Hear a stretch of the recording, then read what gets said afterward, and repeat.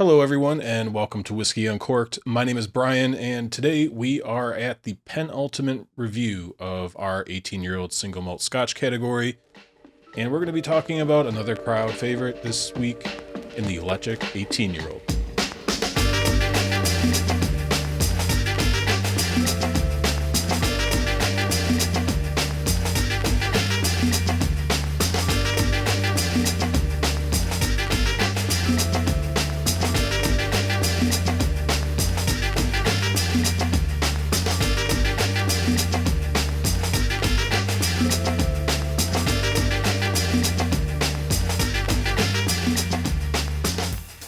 All right, we are getting close. We've got this review today and one more next week. We will be looking at the Port Charlotte 18 and wrapping up this now pretty extensive look at the 18-year-old core range single malt Scotch category.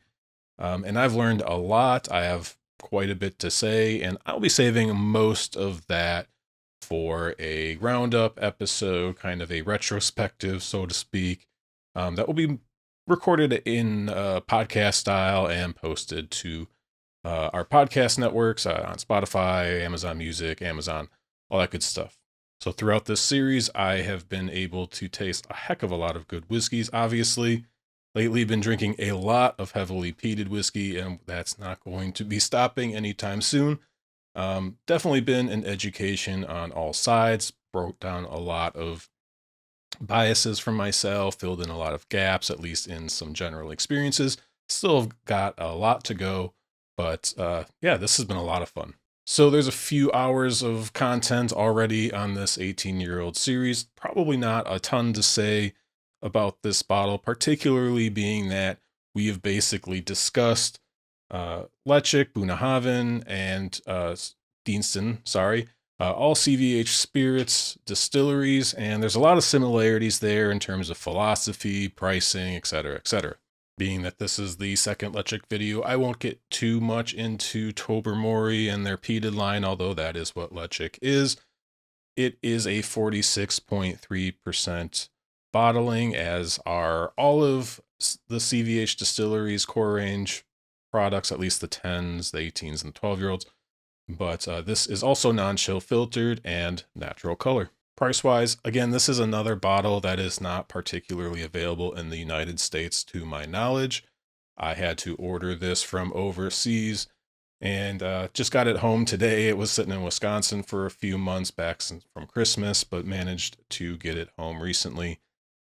Currently on the Whisky Exchange, which is usually kind of the baseline that I just use for Scotch pricing, provided that they have the whiskey in stock, because they do ship to quite a few US states, but this is sitting at 102 pounds. If you are shipping to the US or any country that would not be required to pay their VAT, the value-added tax, this will come in closer to 85 pounds, which would be about $100 US, plus whatever shipping fee you end up paying. I'm generally going to be looking at this bottle as about $150 US, because that's probably about what you'll end up paying depending on the site you buy it from, how many bottles you buy, etc., etc. Reasonably, you should be around $150. Just in terms of any other information on the bottle, it does say that it is rich peat and a sherry cask finish. So this is finished in sherry casks, and it doesn't say too much else. It does have some tasting notes given on the bottle. Sometimes I forget to look at these or read these on camera. Try to get a little bit better at that. But the bottle does say this Ledaig 18-year-old is an example of our expressive artistry, flavors of sweet and peppery smoke, infused by the burning of peat from our rugged moors, are balanced by a rich complexity born out of an ex-sherry cask finish. The single malt has hints of overripened apricots, toasted nuts, and sherry. Generally speaking, those notes are pretty straightforward and they're not super far off. But why don't we just get into it and find out what I've been getting on this and get it a score.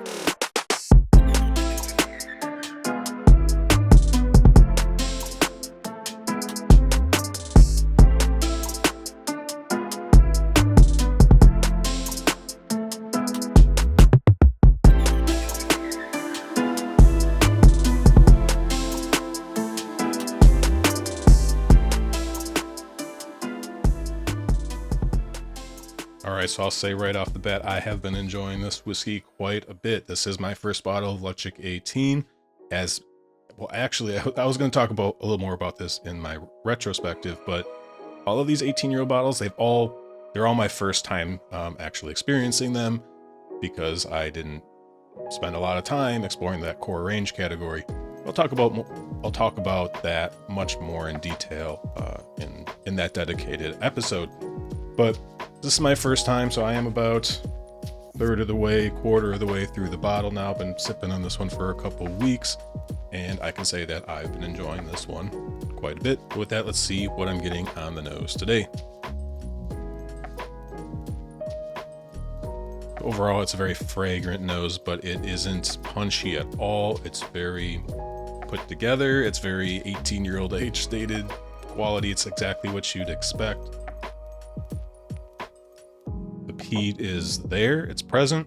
You're not going to miss it, but it is well-rounded.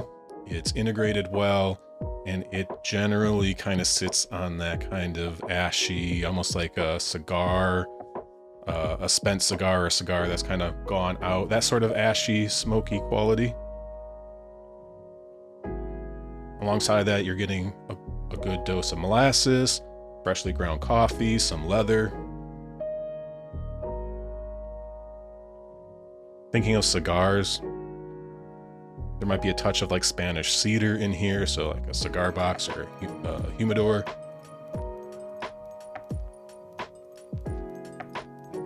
And then I think I'll go like savory herbs, thyme, bay leaf, maybe some rosemary. Overall, I'd say it's a pretty savory whiskey, not super sweet, not super fruity. I know the bottle said overripe apricots. I could go with that. I'm more familiar with like dried apricots, but yeah, the fruitiness is pretty light, so apricot is probably a fairly accurate representation of that. But yeah, the nose is really nice. It's elegant. It's kind of, this smells like what, I think I may have said this before, but this kind of smells like what I think old Scotch smells like. You're talking leather and tobacco, some dark dried fruits, ashy, but very well put together. Like, it smells like almost stereotypical old Scotch. With that, let's try it on the palate. Cheers. So I think you start out kind of with that toffee and caramel note. It's not super sweet by any stretch of the imagination, but there are some fairly present sweet qualities here that are generally on the darker side. Everything here is going to be a little bit darker, but caramel and toffee, again, that ashy tobacco kind of permeates throughout, but it's not punchy. It's not sucking the moisture out of your mouth or anything like that. There is some light citrus that kind of balances things out a little bit. Let's do a second sip. Cheers. So I've noticed with this one, with every sip, that's why I wanted to take the second one. The saltiness starts to build up, and there's like a sea salt chocolate, a salted caramel. Seems like every sip that really kind of starts to build up a little bit more. I love salted chocolate. I like salted caramel. I love toffee. The tobacco note is like, the tobacco smoke is really nice. A little bit of pipe tobacco, a little bit cigar tobacco. And then the finish is just as good. All right, one more sip. Let's talk about the finish. Cheers. The finish is where those savory herbs start to come through. I think definitely some bay leaf. That ashy tobacco continues. The molasses comes through, and leather. The leather really starts to come out on the finish for me. There is definitely a nuttiness here, as per the notes, but it's pretty subtle. Roasted nuts, caramelized nuts. So the sherry influence is very measured. It's very clearly not a bourbon cask whiskey. There's obviously some other influences here, but this isn't a sherry bomb. This is really well integrated, and it's coming with the chocolate and the caramels, the molasses, the tobacco, and the leather note is actually really nice on the finish. It's just enough. It's not overly drying. It's not overly like you're chewing on leather. It's not quite like that. Again, everything is really well balanced here, and I can't find a single thing wrong with this, and it's delicious. Yeah, overall, this is one of the all-around better whiskeys I think that I've had.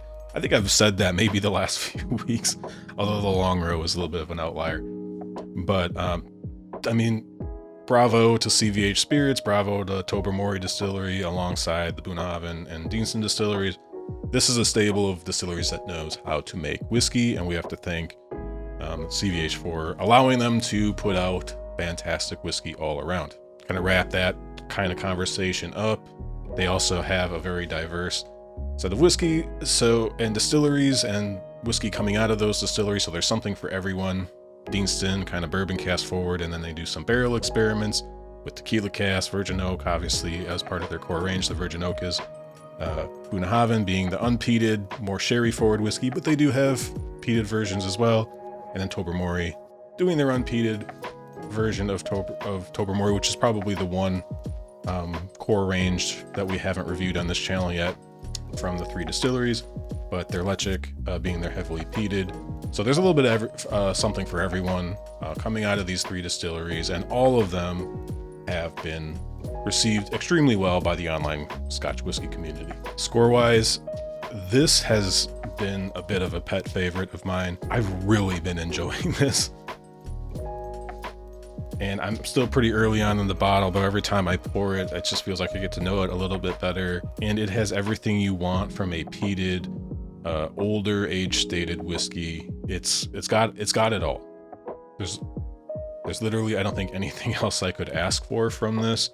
The flavor-wise, nose-wise, the finish, I don't think I really mentioned this, but it's got a pretty solid mouthfeel.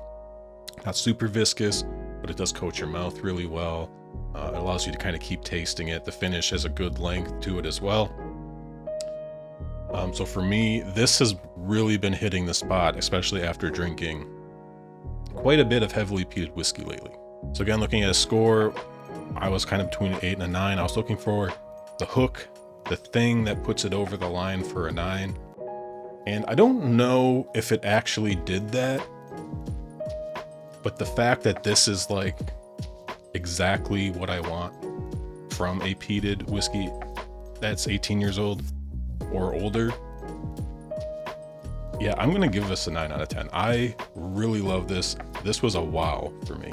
Kind of breaking a little bit of a trend here. There are some whiskeys that I gave the long row an 8 with the potential for it to be a 9. I gave the Bruichladdich, same thing. I gave it an 8 with the expectation that it was a 9. I gave the Springbank 18 a 9 out of 10. I don't want to go through everything, but like this one for me, right off the bat, as soon as I open this bottle, I've been in love with this. And although it doesn't necessarily have the hook, that one thing that I'm just melting over, I could drink this whiskey forever.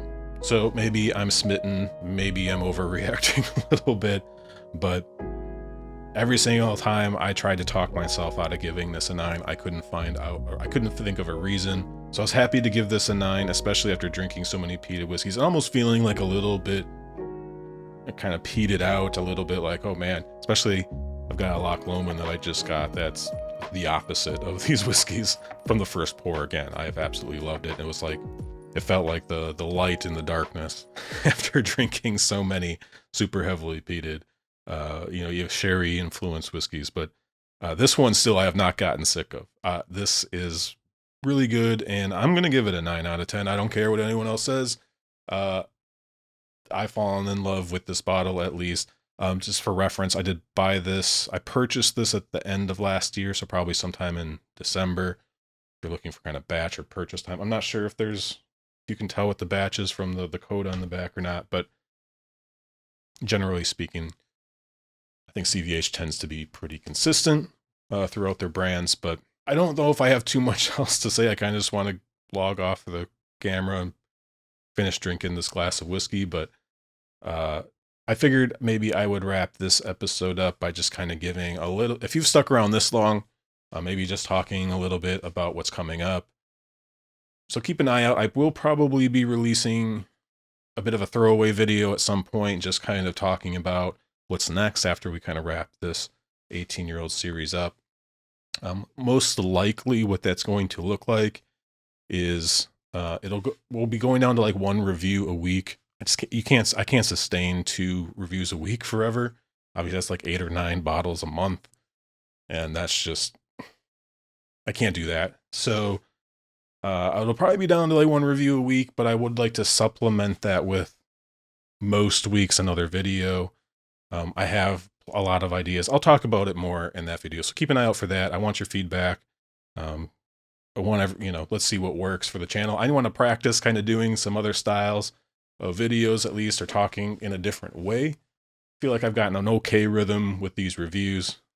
Probably every single time I forget something as I'm reviewing it, I'm like, oh, I didn't say that thing or whatever. But I'm getting there. Still a new channel. But I've got my library built up a little bit over the last few months. And by the way, we hit 300 subscribers. So thank you so much for doing that. We're still getting lots of likes, a lot of great comments. Really appreciate your feedback there. But yeah, we're going to wrap this up, and I'm looking forward to this retrospective. I'm already working out my thoughts, trying to make sure I don't go too far off, but I could probably talk for 4 hours, which if you've been watching my channel, you probably wouldn't be surprised by that, because I like talking about whiskey. But with that, maybe that's a good sign that I should wrap this thing up. Ledaig 18, I definitely get it. I'm smitten right now. Maybe next year, maybe I'll be a little bit more measured with my review. But I've been holding back from my 9 out of 10s lately, and this one did it for me. I absolutely love this thing. So with that, one more review in this series, and then a big episode, podcast style. And yeah, then we'll be looking forward to what's next, getting into the summer, which I know is a little bit of a quiet time on Whiskey Tube, but I'm not going anywhere. I'll still be here.